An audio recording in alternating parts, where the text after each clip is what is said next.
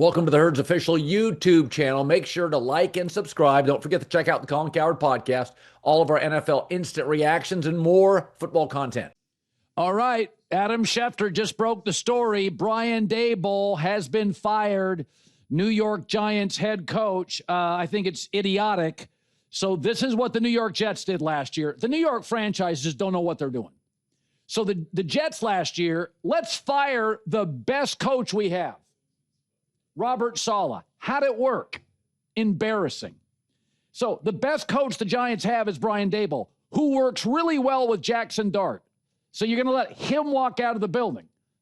And then you're going to have like the third or fourth best coach on the staff take over as the interim guy. And if he wins a couple games, every fan's going to be going, hey, that's our guy. Never fire the best coach on your staff. And if you have to, do it at the end of a season. In the middle of a season to fire Robert Saleh, the Jets went sideways in 15 minutes. I mean, it's until yesterday, Saleh was up for coordinator of the year. They have no players left in San Francisco.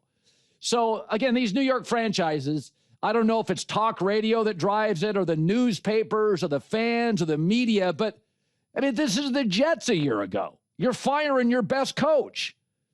If you want to fire him at the end of the year, that's fine. But he has a really good relationship with the most important person on your team, Jackson Dart. What are you doing? Just like last year, Robert Saleh, great relationship with Sauce Gardner and Quinnen Williams, fired him, circled the drain.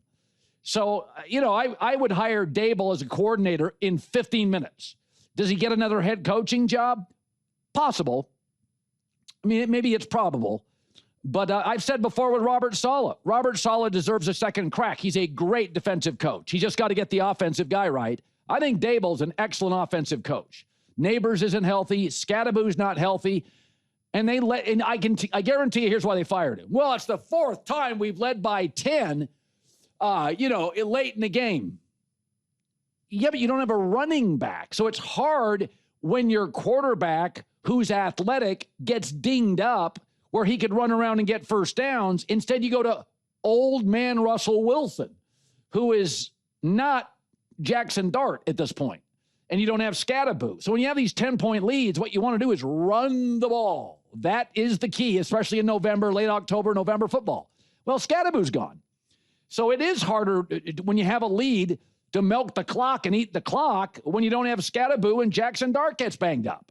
So, and coming up here, this schedule, Green Bay, at Detroit, at New England. Let's see how you do with an interim coach. Good luck. That's the 3 toughest games in a row on the schedule. Good luck. And for the record, if I would have told you before the season started, let's say they beat the Raiders and they beat Washington, and they finish 4-13. If I would have told you before the season, okay, listen, they finish 4-13 or 5-12, but Neighbors and Scadaboo both get hurt, and Jackson Dart plays really well with Brian Daboll, you'd be like, yeah, I'll sign up for it. No reasonable person looked at this schedule and thought, oh, it's a 9-win team or an 8-win team. I picked them for 4th in division, I think, 3rd or 4th. I mean, they weren't a playoff team. So I always say this. Anytime my wife gets all worked up about the kids, I'm like, well, would you have signed up for this or this or this? And the answer is usually, yeah, it's not as bad as you think.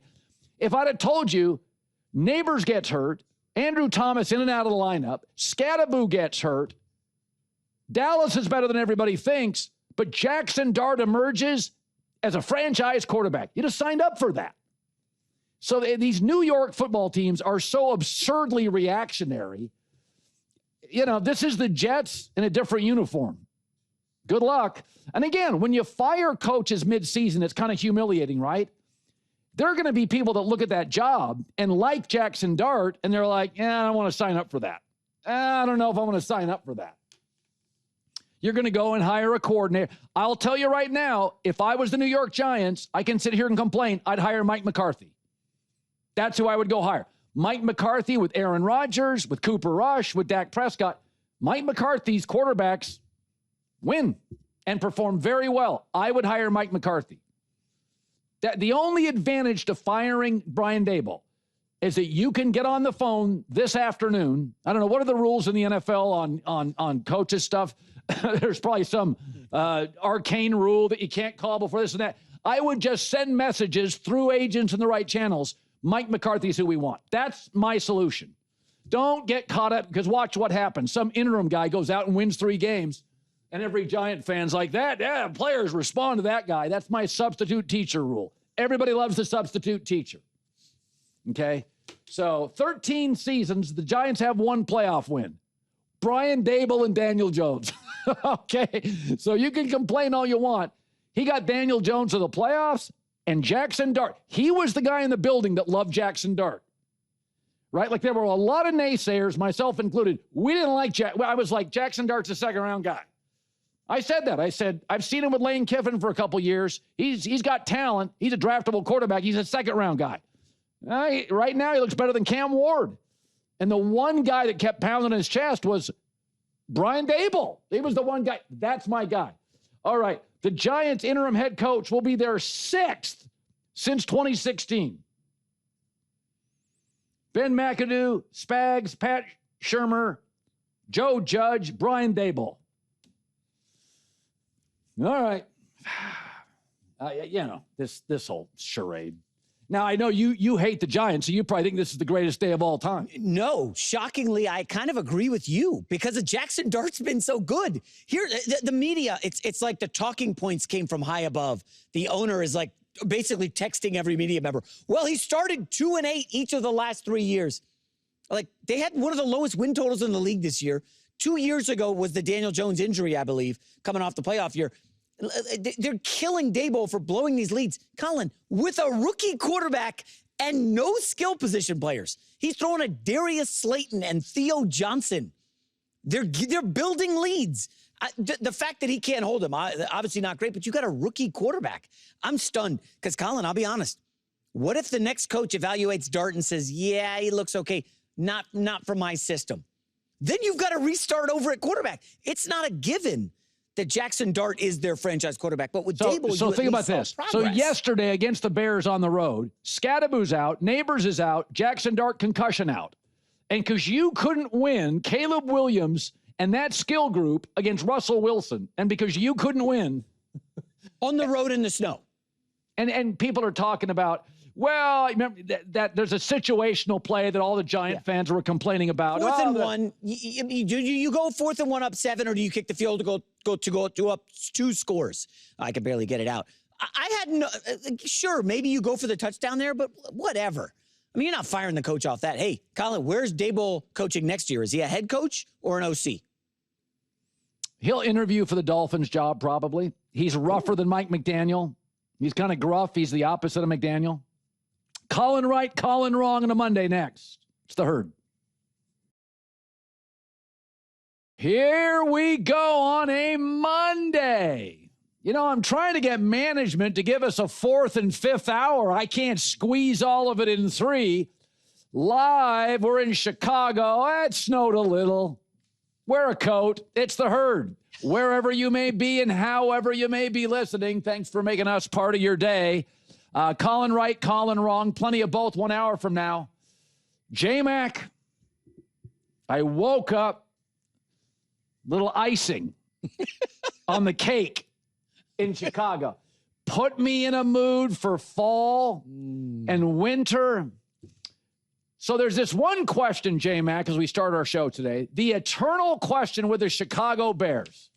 And the guys up north, the Green Bay Packers, always have an answer, and Chicago never does.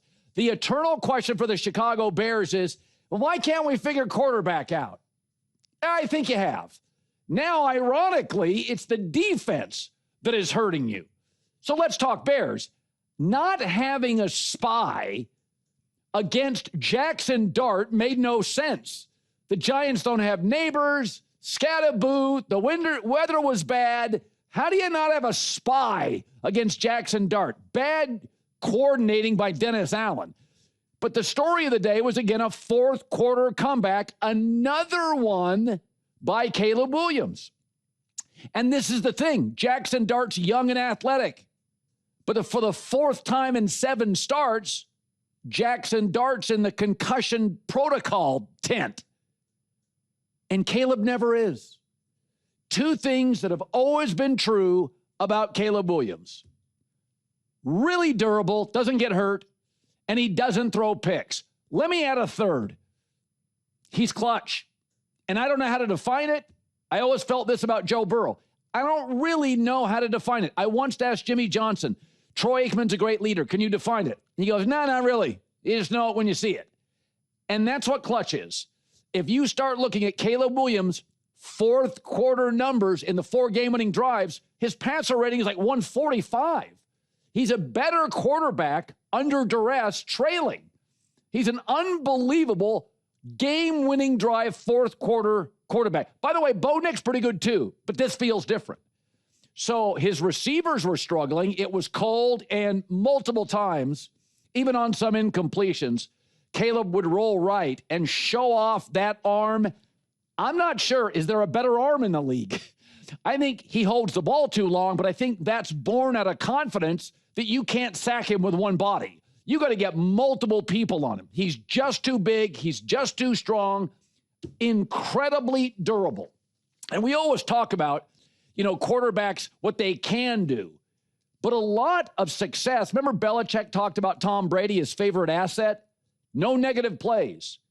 Always plays ahead of the sticks. And that's one of the things about Caleb Williams now. He's not taking the sacks, and he's never thrown a lot of interceptions. So he's not taking those negative plays. So much about quarterback isn't what you do, it's what you don't do. You don't run backwards and scramble and get behind the sticks. So I think it's official. He's still growing, but the Chicago Bears have their first great quarterback. They've had good ones. Rex Grossman had a couple good years. Jay Cutler was good. None of them were great.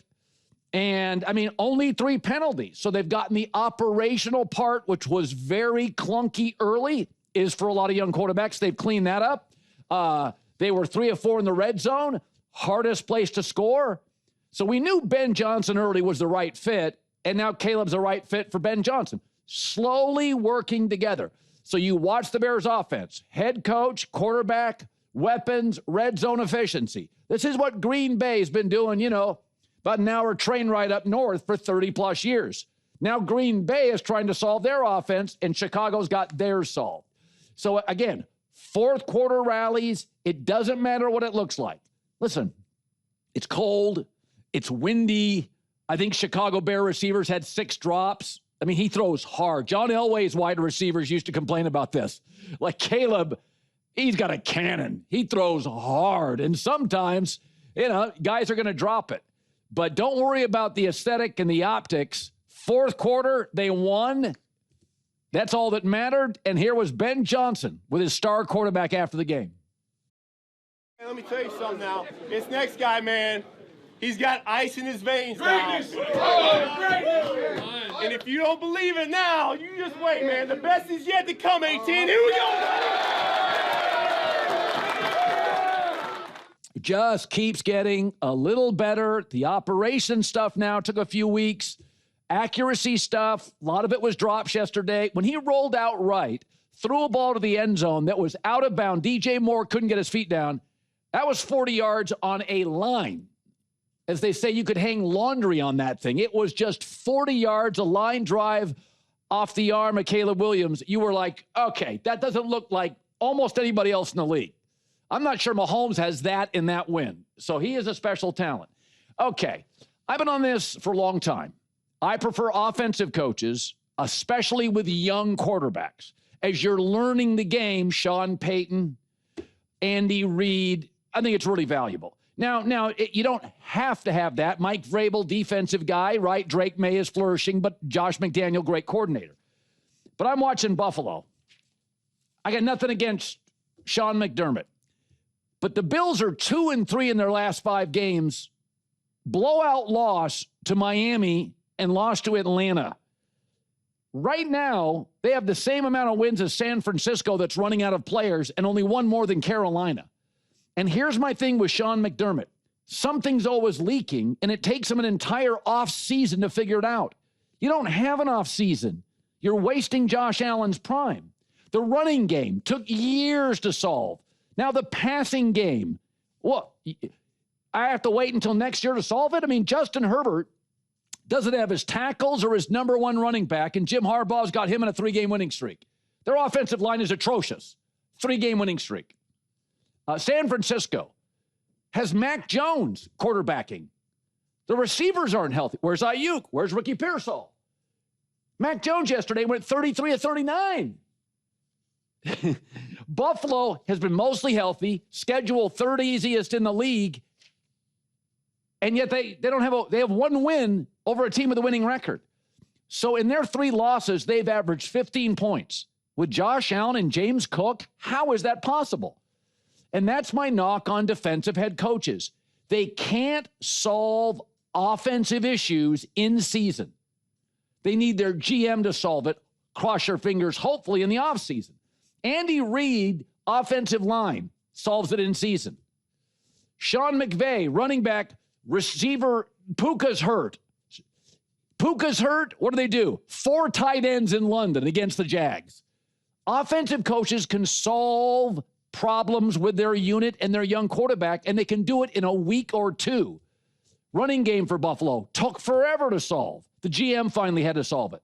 The passing game now. It can't take this long to solve stuff with James Cook and Josh Allen. I mean, John Elway had a good coach in Dan Reeves. He needed a better one in Mike Shanahan. And I mean, I got nothing against McDermott, but watch the league. As you get into this time, I mean, Justin Herbert is working with backup everything on the offensive line, number 3 running back, forgettable tight ends. Does he have a number 1 receiver? And they're on a 3-game winning streak. You just have to solve stuff, right? You got to be a fix-it guy. You know, that's what you got to do. That's what Shanahan could do, and Dan Reeves couldn't. And, I mean, Mike Vrabel right now, second-year quarterback, no number 1 receiver, running back by committee, although I like Travion Henderson and wish he'd play more. Tight ends are okay. Offensive line solid, and they're on a 7-game winning streak. Sean Payton's on a 7-game winning streak with Bo Nix. Bo Nix is having a horrible year. Okay. So my take is these offensive guys, you just can't go on losing streaks. You can't lose to Miami and trail 60-0 at half when you have Josh Allen. Can't do it. And Sean McDermott, I just think Josh at this point, I've seen enough. They'll make the playoffs. They'll be fine. New England's already better. New England's won 7 straight games. They go to Tampa and control the game. They went to Buffalo and controlled the Bills. Here's McDermott after. We do need to continue to turn over every stone to figure out why this is happening. I feel like it's happened quite a bit year to year. This year is probably as much as I've been around. So, I don't know I don't know what it is. I really don't. But we got to figure that piece out pretty quickly here. So much of coaching is not having the answers, it's finding them. It's solving the problems in season, week to week, moving pieces. And, I mean, it's not all offense yesterday. The defense looked tired, gassed. Maybe it was the heat. But I'm just watching teams like Denver, which is getting subpar quarterback play. I'm watching the Chargers, who may have the worst offensive line in 3 years, and they just keep winning. How? Is Justin Herbert that much better than Josh Allen? How's Vrabel doing it? They don't have a number 1 receiver. Running back by committee. O-line solid. Schedule's tough. And they just keep going on the road. Buffalo, Tampa, off a bye Tampa, and winning. I think it's time. I think you can't have to solve every issue in the offseason. It doesn't work that way. I don't care if you're running a TV network, a TV show, or a football team. I can't have an off season to solve every problem. All right, J-Mac, Colin right, Colin wrong. I took one underdog all weekend. It was Pittsburgh last night. And I got to tell you, Aaron looked old. Oh, really? Oh, really? Trying to elude Khalil Mack in the end zone? Looked like an old guy falling down the stairs. That was brutal for Aaron Rodgers. I mean, that was until that garbage time touchdown, Colin. That was trending like one of the worst games of his NFL career. Yeah. Like, that's how bad he was. That's your guy, Aaron Rodgers. Still at a winning blazing 5, but that hurt. That I went to bed unsettled. Let's just say that. So I'm watching the Chargers and the Steelers last night, and I've come to the conclusion, it took me 10 weeks, but I have figured out every NFL team. Contenders, pretenders, haves, have-nots.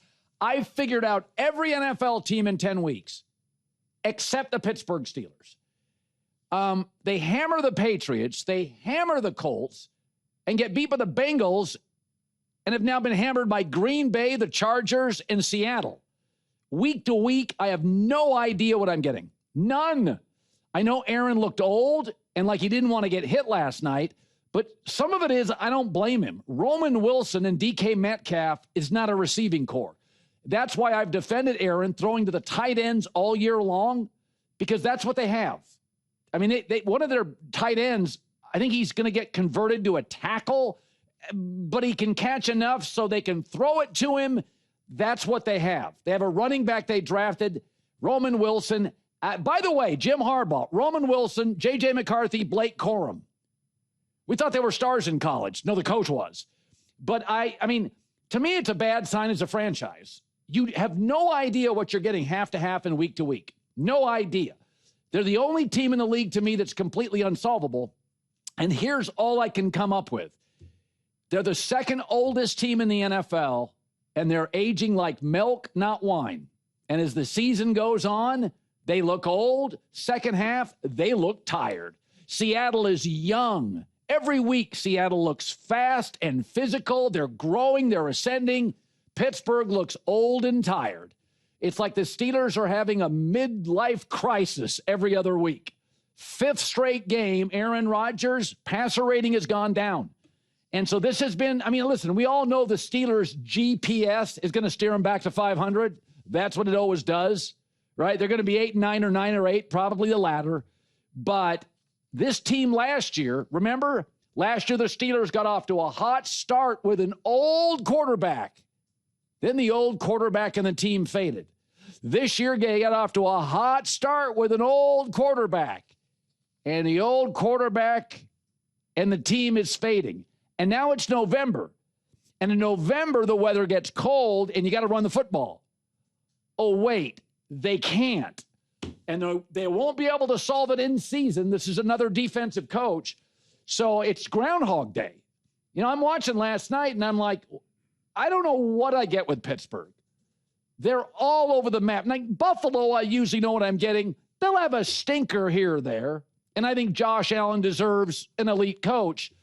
And the Steelers aren't moving off Mike Tomlin, but it's an old roster. And old people, old roster, fall down the stairs more, get hurt more, longer to heal. What else can I say? Here's Aaron after.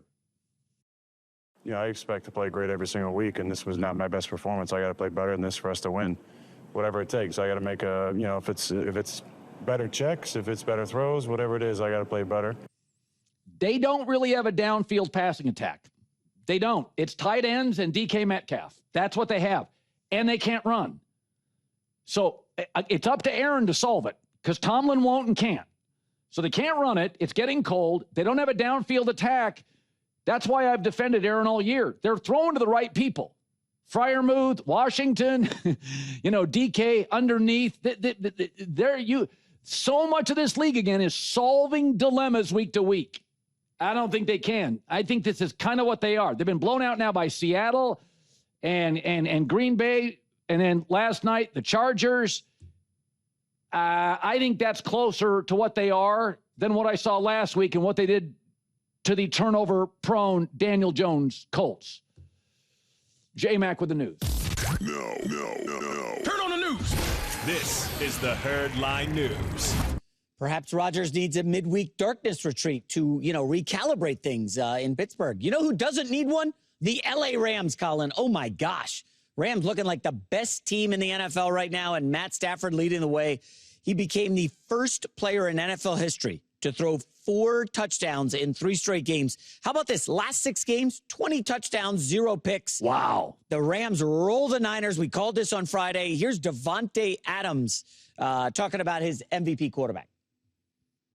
Well, I mean, it's looked like MVP play to me all year, to be honest. I mean, even certain games, I mean, like I said, the pick he threw against Tennessee and the way he bounced back after that, like that's how an MVP plays to me. So, you know, just to rally a team and continue to lead at a high level after when things don't go your way, I think that's what really shows what an MVP is about.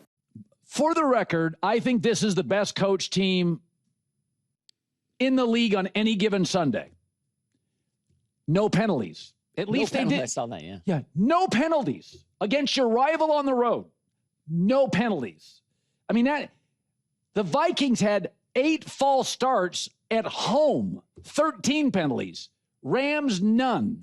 So this team, I said this 3 weeks ago. I said it last week. I'll say it again. It's the most efficient team in the league.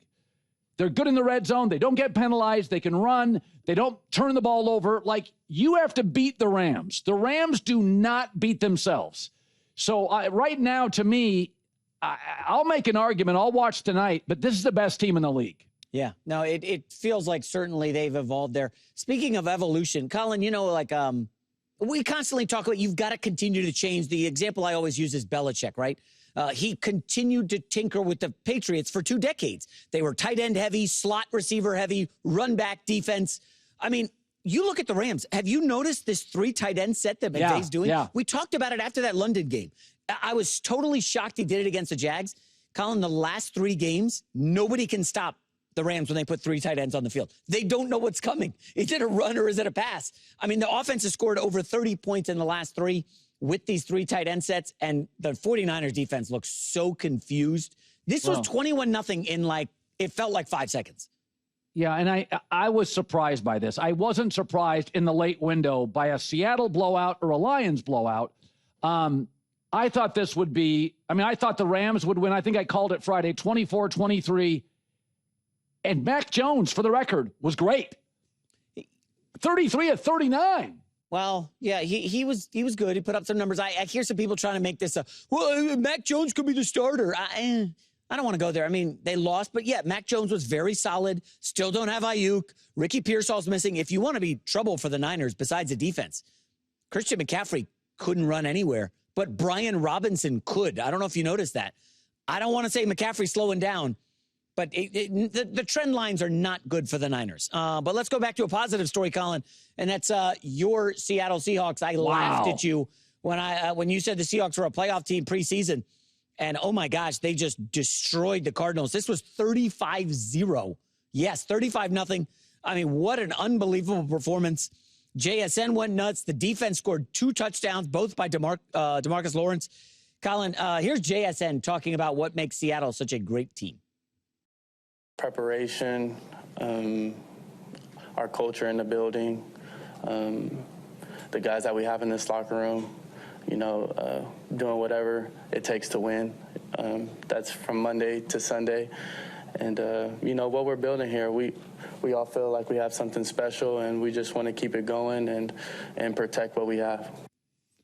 From this point forward, I would never draft anything but an Ohio State wide receiver. I mean, between Ibuka and that kid, and they got 2 more great ones in school. I mean, all of even Harrison can be a bit moody and disappear, but Arizona's a you-know-what.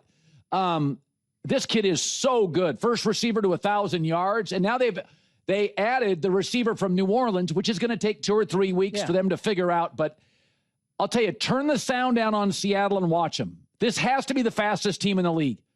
Everybody can run on this team. Everybody. Safeties, corners, defensive ends. This team is just fast. Lawrence looks like a beefed up like Cam Chancellor when he's grabbing the ball and running. I was stunned. Let me just point this out. So 4 teams this season have scored 30 or more points in the first half.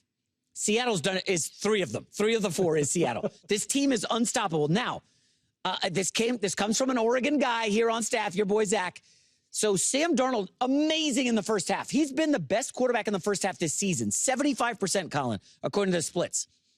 Weirdly, he hasn't been as good in the second half. Now, some of it is great game script. Well, right? some of it leading by 5 touchdowns. It's hard to generate enthusiasm from the big uglies up front. I mean, yesterday, Darnold had 2 of the strangest turnovers of all time. One of his passes hit a tight end's helmet. Yeah. So he's taking more sacks in the second half, more interceptions. His completion percentage is down significantly. His quarterback rating drops by about 45 points. I'm not, again, not overreacting, but I do wonder.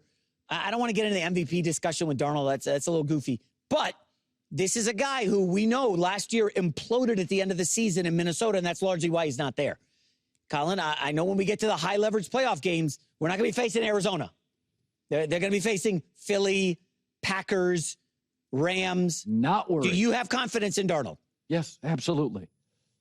One person in America, two people in America didn't bail on him. Kyle Shanahan and me. Colin Cowherd, yes. Final story. Let's go to college football because this has to be, as of now, the catch of the year. Indiana storms back to beat Penn State in a great game. Future Jet quarterback, Mr. Mendoza, with an unbelievable final drive. I think they went 87 yards, and Mendoza delivers. Colin, we have the call from Gus Johnson. Listen to the great Gus Johnson on Indiana's win. Mendoza in trouble. It's out! Touchdown! Wow! Oh, Mark Cooper! Unbelievable! Give him the Heisman Trophy now! That was the best second half of a football game I have seen in college football this year, and the best last second drive. If you watch Dante Moore in the lousy weather in Iowa and Mendoza in those are your two best college quarterbacks. They were both so good in big spots. Mendoza throws that's an NFL throw.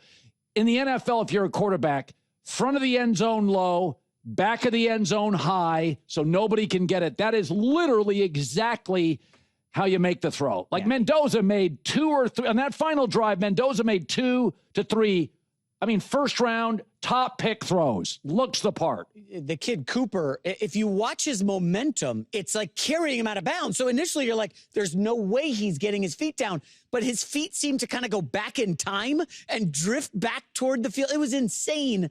An unbelievable win for Indiana. It obviously sets up Indiana, Ohio State still being undefeated, essentially for the number 1 spot in the college football rankings. So the new rankings come out tomorrow. It seems like the Big Ten's probably only going to get 3 in. If USC somehow takes down Oregon, then it gets real interesting. Okay, Ohio State number 1, Bama 2, Indiana 3. I don't buy Texas A&M like everybody else does. I think largely I would agree with you. I am curious, the Oregon rally against Iowa, and I don't know if we'll get to it later. I watched the whole thing. That was a hell of a fourth quarter. Iowa's plucky. Well, I like that Iowa, team here's the thing. They covered. Crappy weather for a West Coast team going to the Midwest. Now, Oregon plays in that kind of weather 2 or 3 times a year in Autzen. But I thought it was an impressive win. And Iowa's got 7 NFL guys. Iowa's well coached. That throw right there by Dante Moore. Yeah. Come on, in that weather. And Oregon was down. I think Oregon was down. I could be wrong. 4 of their top 5 receivers. They were down a lot of guys. They were down all their perimeter guys. So that win was way more impressive than it won't get nearly the credit it deserves. Oh, it's just Iowa. Iowa in that weather at home, Oregon just reeling skill players.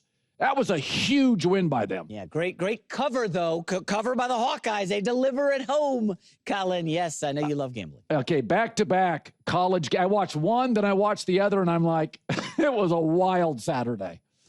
J-Mac with the news. Well, that's the news. And thanks for stopping by. The Herd Lie News. You know when you're learning to drive? Remember that in high school? And you have the driver's ed teacher, and you're sitting there driving, and right next to you, mine's name was Steve Bridge. He was the driver's ed teacher. My football coach.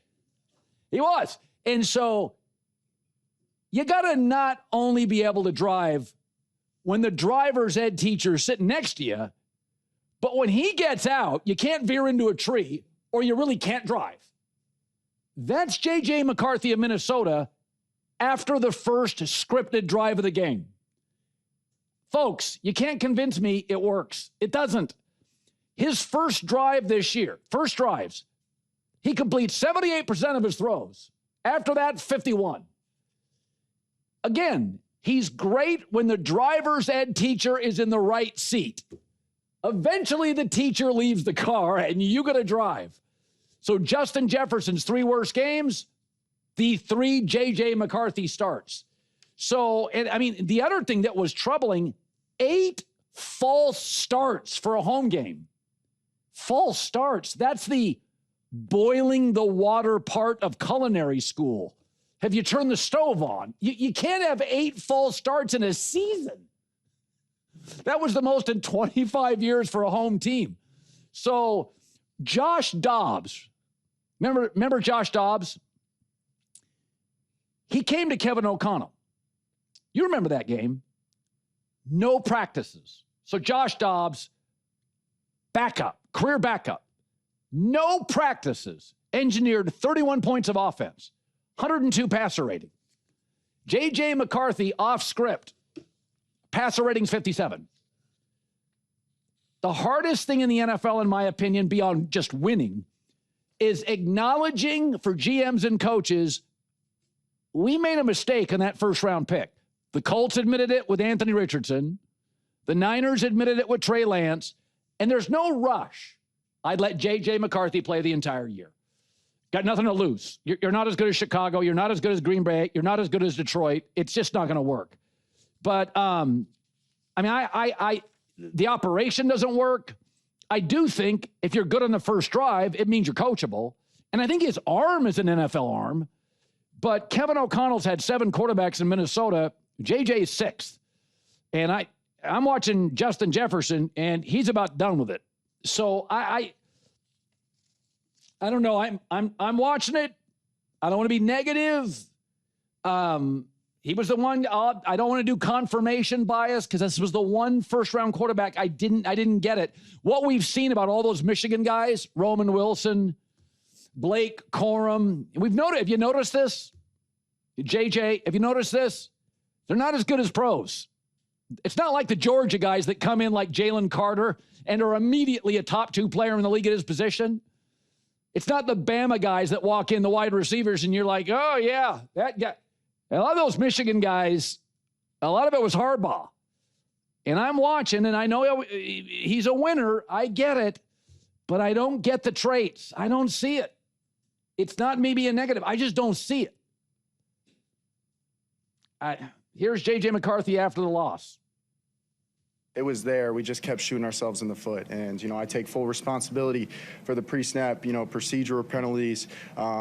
We got 3 turnovers and just, too many things that, don't set us up for success, when the clock hits 0. So we just got to go back to work, watch this film, and, really clean up all the little things because that's what hurt us today. Now, again, he moves pretty well. I think he has a nice arm. He got a nice arm. He moves well. Nice kid. Seems smart. Hard to get into Michigan. I'd let him play the rest of the year. Yeah, I mean, maybe, listen, I like Michael Penix. I don't like the way that looks. So, I mean, stuff can change. There's no, I was very critical first 2 weeks, 3 weeks of Caleb Williams. He couldn't get the operational stuff down. So seems like a good kid, working hard. Again, he moves better than average. Well, he moves average. He's fine. He's got a nice arm. I mean, he makes NFL throws, but I don't know what it is. I think I've said this with Bo Nix. I feel like Bo Nix is nervous. I don't know exactly what it is because everybody tells me this is going to work, and I just don't see it. So maybe I'm wrong. Listen, I thought the Steelers would win last night. So I whiff as much as anybody. But, if you're a Minnesota fan, I've just seen guys work at quarterback for this organization without a practice. So I just feel like we're going on 2 years of stuff. It's got to get smoother than this. It can't be this bumpy.